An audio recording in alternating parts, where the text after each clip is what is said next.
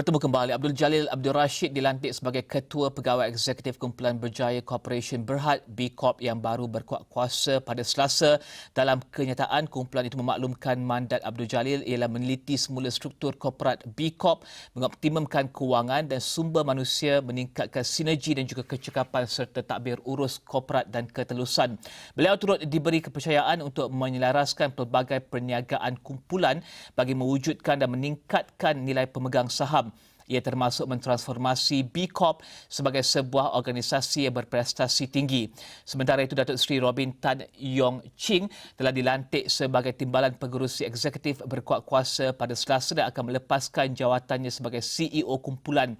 Kumpulan itu berkata Abdul Jalil akan bekerjasama dengan Pengerusi Eksekutif Tan Sri Vincent Tan. Sebelum ini, Abdul Jalil merupakan Presiden dan juga CEO Kumpulan Permodalan Nasional Berhad.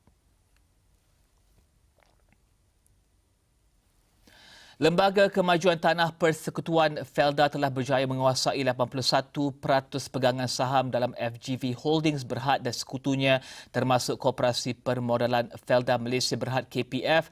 Ini susulan daripada tempoh tawaran mandatory terhadap baki saham yang belum dimiliki telah tamat pada Isnin.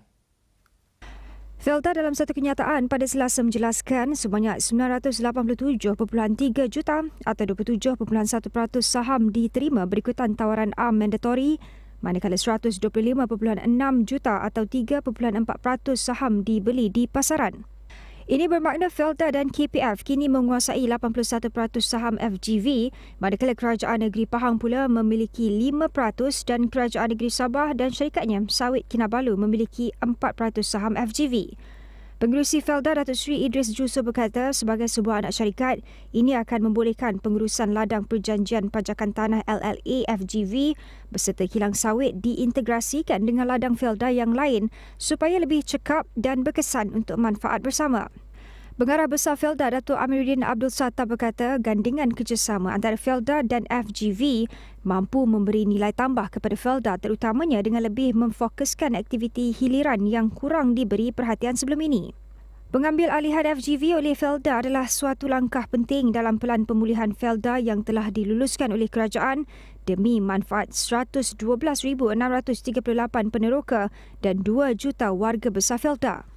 Sementara itu, FGV dalam makluman kepada Bursa Malaysia pada Selasa berkata sebaran pemegangan saham awam syarikat itu berada pada 14.0% setakat 15 Mac dan ia masih dianggap sebagai tidak memenuhi syarat-syarat sebaran pemegangan awam mengikut perenggan 8.02/1 daripada keperluan penyenaraian. Syarikat itu berkata ia pada Selasa mengemukakan permohonan kepada Bursa Securities untuk melanjutkan masa bagi membaiki kekurangan dan menyediakan masa yang mencukupi kepada Felda untuk merangka pelan bagi status penyenaraian FGV. Maybank Investment Bank pada Februari lepas dalam laporan bernama menyatakan sekiranya pihak penawar menerima penerimaan sah yang menjadikan pihak penawar dan sekutunya memegang agregat 90% atau lebih daripada saham FGV, satu pengumuman segera akan dibuat oleh FGV. Selepas pengumuman itu, bursa akan menggantung serta-merta dagangan saham FGV selepas berakhir 5 hari dagangan daripada tarikh penutup. Menurutnya, setelah itu pihak penawar akan mengemukakan permintaan kepada FGV untuk mengambil prosedur yang perlu untuk menarik kembali status penyenaraiannya daripada senarai rasmi selaras dengan bab 16 keperluan penyenaraian. Dan sekian Niaga Awal ini, ikuti info terkini berhubung vaksin COVID-19 di halaman Mikro Interaktif di astroawani.com sekarang dan segala maklumat lain dalam astroawani.com. Juga aplikasi Astro Awani. Terima kasih kerana menonton saluran berita paling dipercayai di Malaysia. Saya Riza Zulkafli. Salam hormat.